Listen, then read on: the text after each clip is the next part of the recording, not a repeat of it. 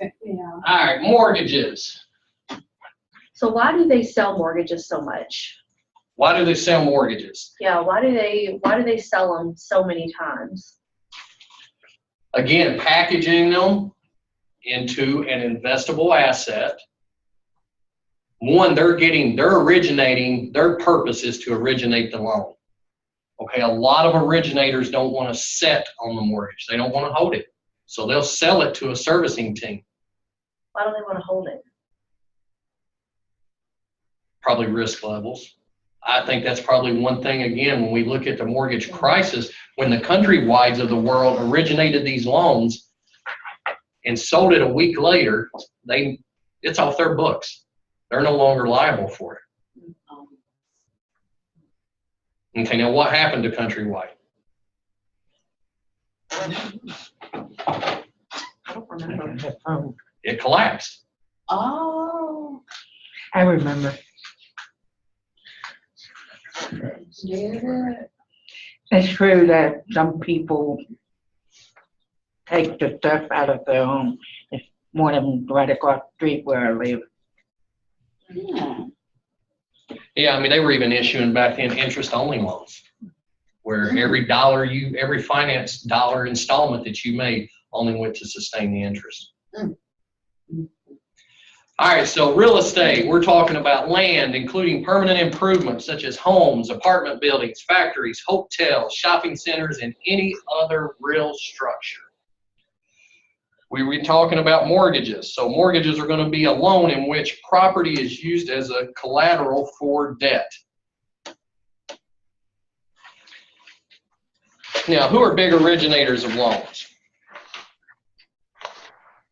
All right, first let's look at FHA. All right, FHA, U.S. government agency with the U.S. Department of Housing and Urban Development, otherwise known as HUD. All right, they're going to set construction standards and ensure mortgages made to residentials are made by approved lenders. So the FHA is who's going to set the oversight of mortgages. You could also get one through the VA or the Veterans Administration.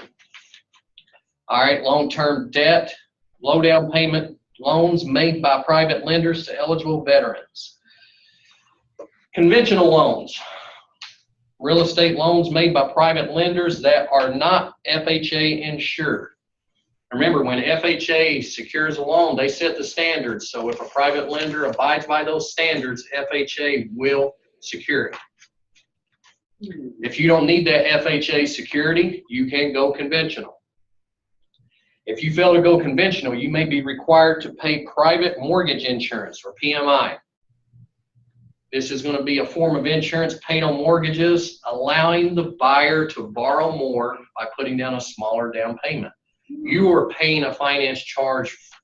You're kind of securing that loan. You're paying more of a finance charge for a larger extension of debt.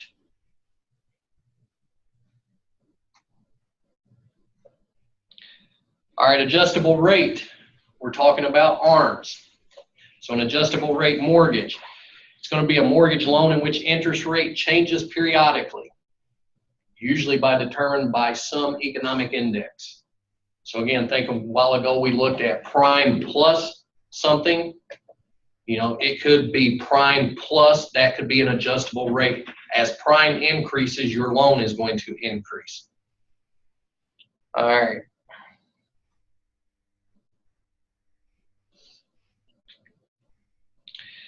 If you look at Exhibit 14.1, you're going to see historic mortgage rates and monthly payments. All right, mortgage rates right now, where are they?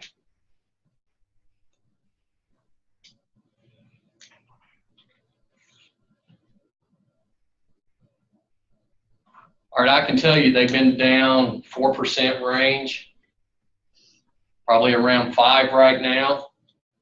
Look back to the early 1980s. Interest rate 17.5%.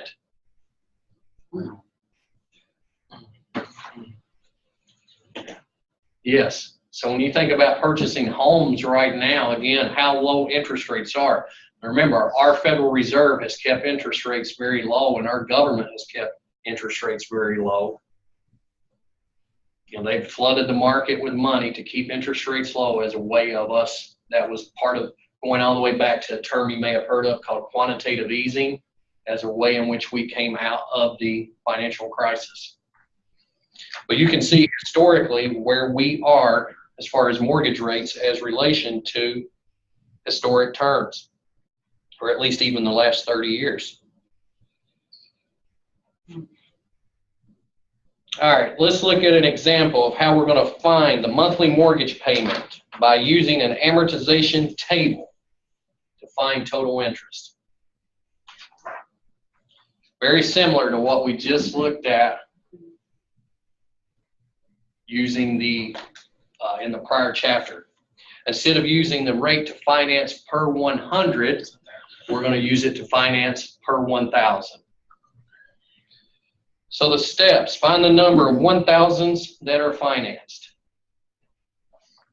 So the number of 1,000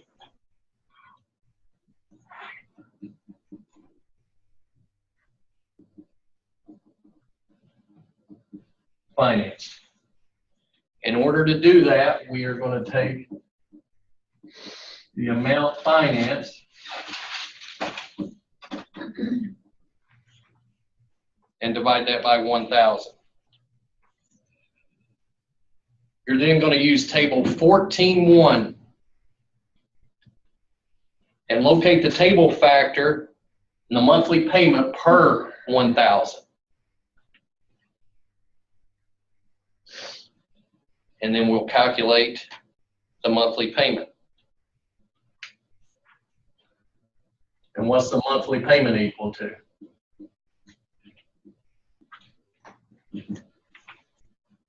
The number of 1,000s financed times the table factor.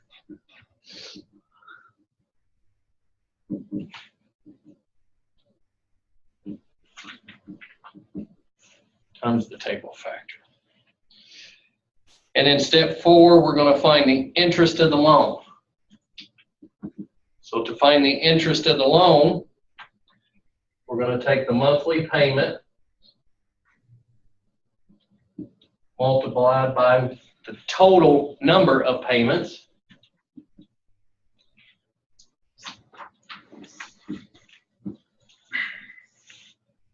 minus the amount financed.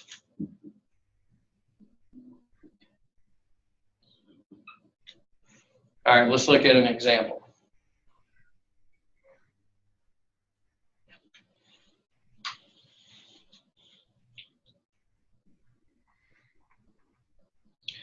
What is the monthly mortgage payment? So the monthly mortgage payment we are going to refer to as PI, because that monthly mortgage payment is going to include your principal and interest. All right, so the monthly mortgage payment and total interest on an $85,500 mortgage at 7% for 25 years.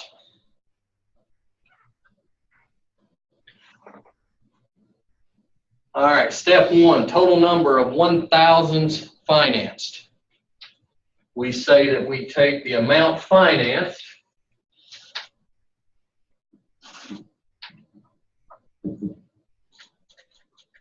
divided by 1,000. So what do I get? 0.5. 85.5. Now what's my table factor for 7%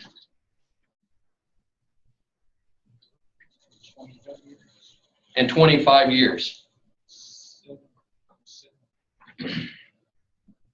What is it?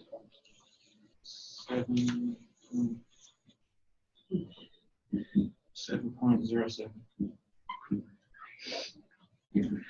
0.07?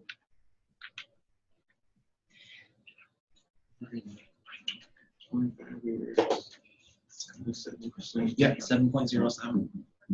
So the table factor is 7.07.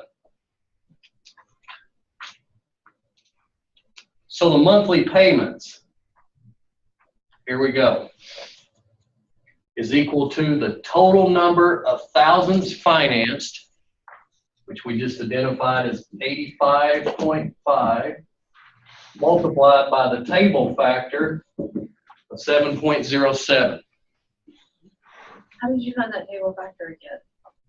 It's on page 458. No, I mean, I had a table. I'm saying, how did you find 7.07? 25 years at the 25. top. 7. 25 years at 7%. And then 25 years. Okay. Right. I was truly writing and I wouldn't listen, so. So the what would be? monthly payment is what we're solving for now. 80, so we're taking the number of thousands financed by the table factor. What do we get?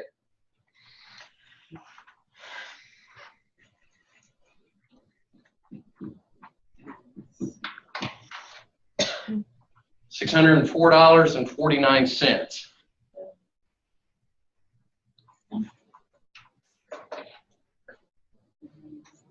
So this is going to be your monthly payment.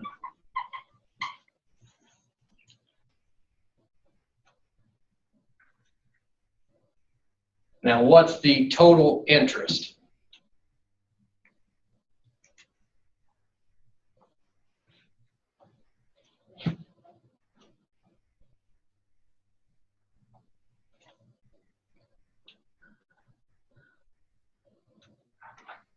So the total interest is equal to the monthly payment multiplied by the total number of payments.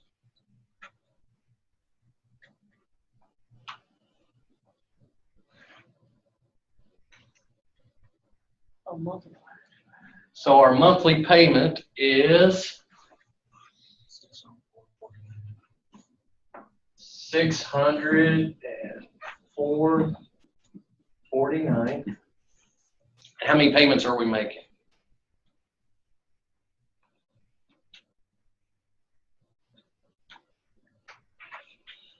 It's a 25-year mortgage.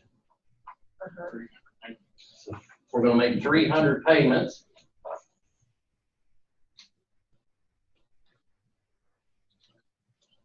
So using this formula here, we're going to subtract the amount financed.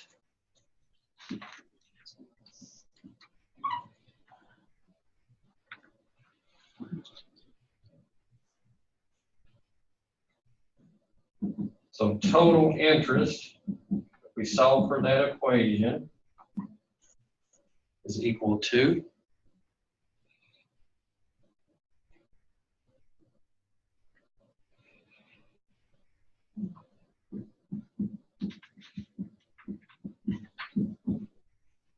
$95,847.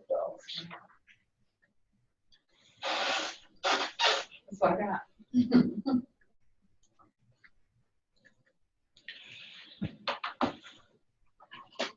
All right.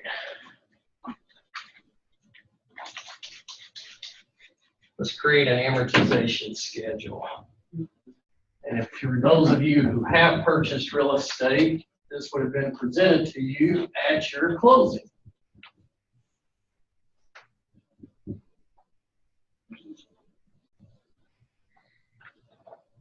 So this is going to show you over time, as you are making principal and interest payments, what amount is going toward principal of that payment, what amount is going toward principal, what amount is going toward interest, and how is your outstanding balance slowly declining. Time is going to be the factor. So in this case, 25 years, 300 payments, we would have 300 line entries if we ran an amortization schedule over 25 years. But we're not going to do it over 25 years. All right. Locate the steps in your text to create an amortization schedule. It says step 1, use table 14.1 to calculate the amount of the monthly payment. All right, let's get into the problem up here, and then we'll apply these steps.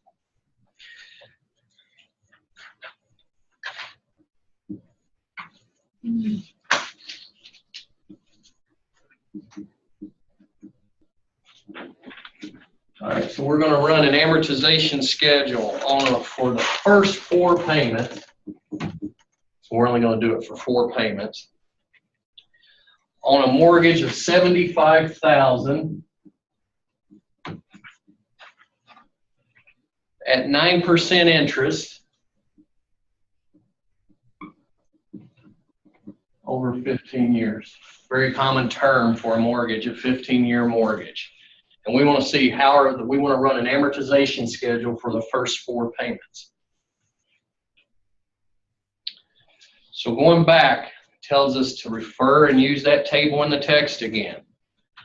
And a while ago, what was our first step?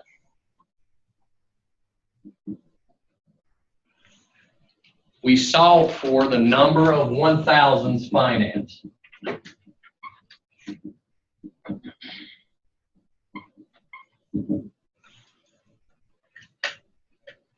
And how did we do that? We took the amount being financed Divide by 1,000. and divided it by 1,000. So, 75.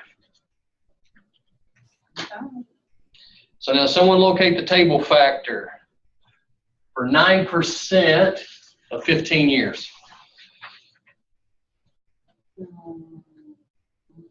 15 years is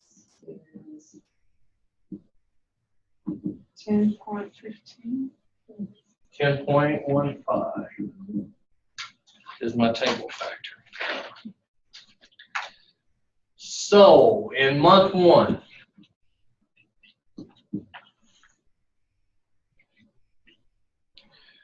we're going to apply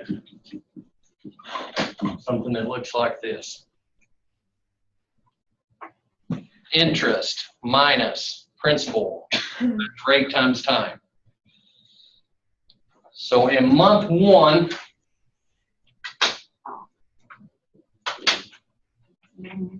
what's the principal?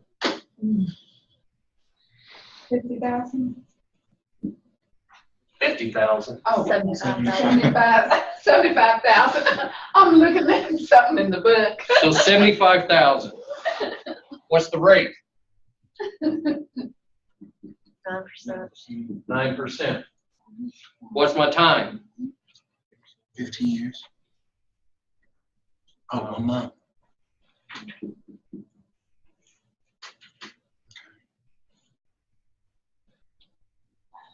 Oh, okay.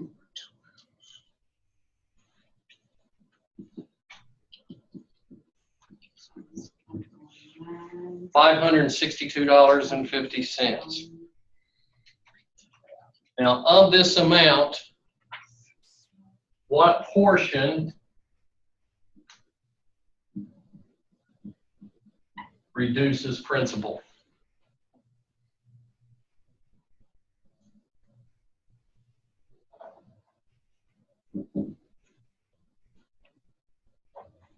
How do we solve for this?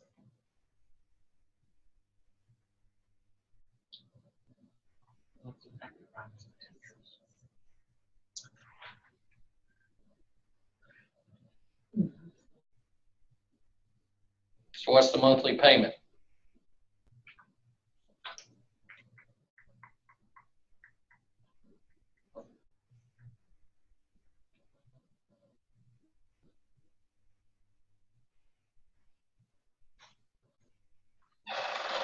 How are we going to solve for the monthly payment?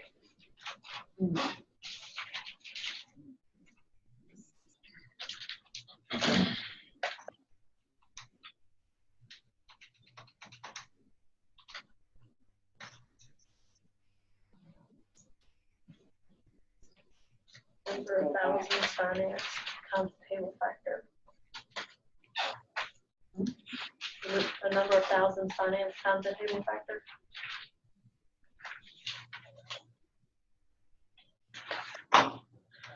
Total amount being financed multiplied by the Table factor. All right, so what do I get?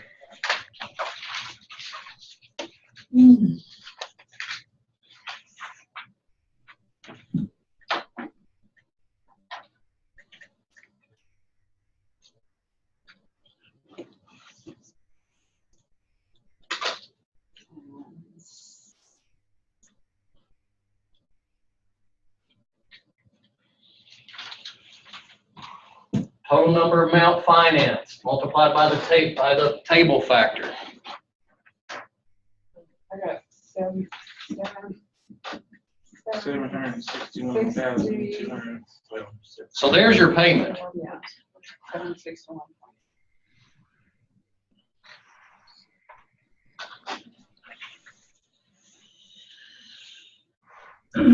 Now, what's the interest?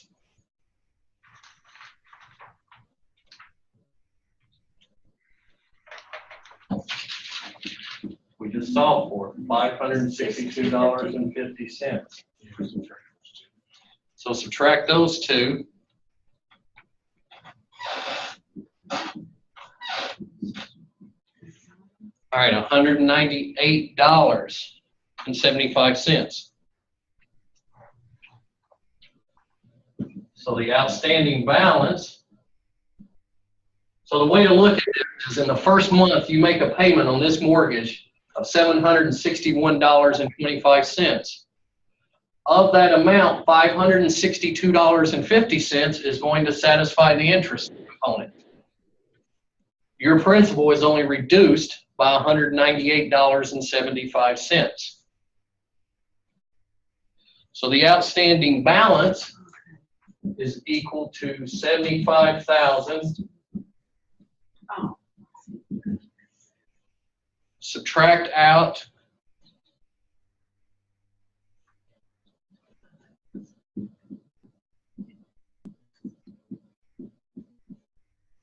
$74,801.25.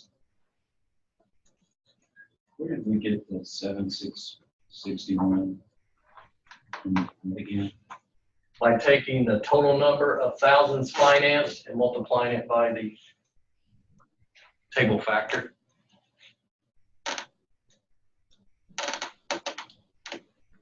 And we're going to repeat this for month 2.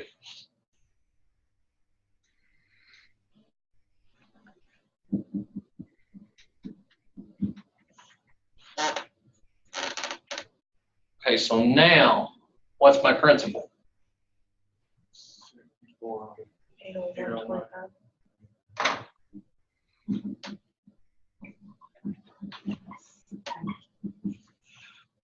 Interest, did it change? No. No. Neither did our time period. So we're doing a monthly amount. It's really sad. $200 up there. That's it.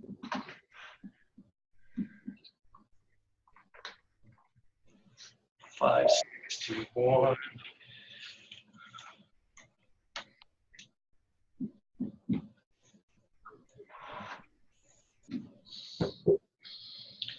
So now, what's the portion of that that reduces principal? So you take your monthly payment. Right.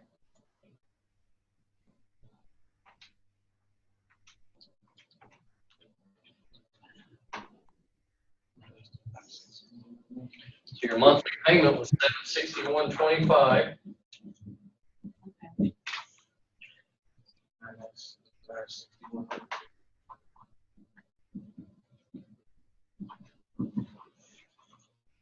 What amount do we have? 200. $200.54.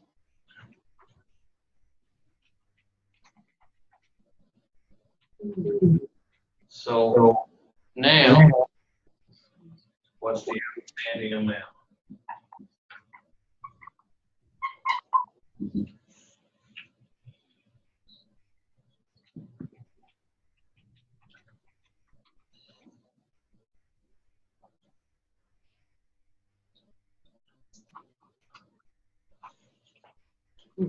Start up.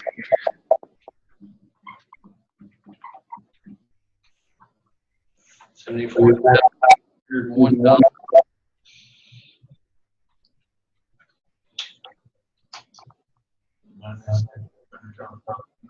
Minus 124.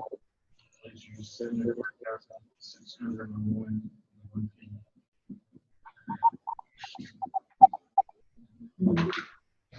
4,601.01. And you'd simply repeat this for month 3.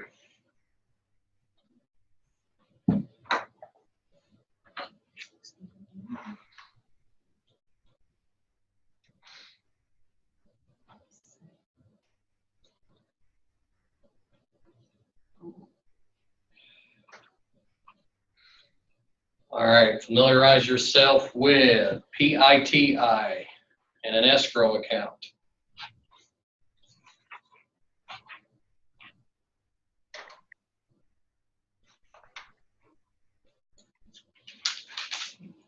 Title or deed, closing cost, and the closing statement. These are all textbook terms that you'll be able to read.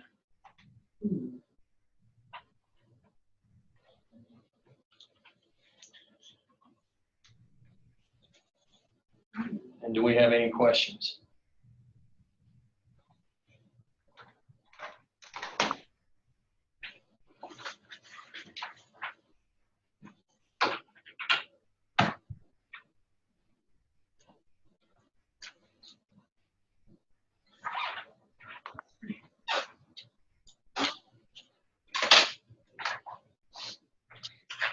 All right, that will conclude the chapter on mortgages.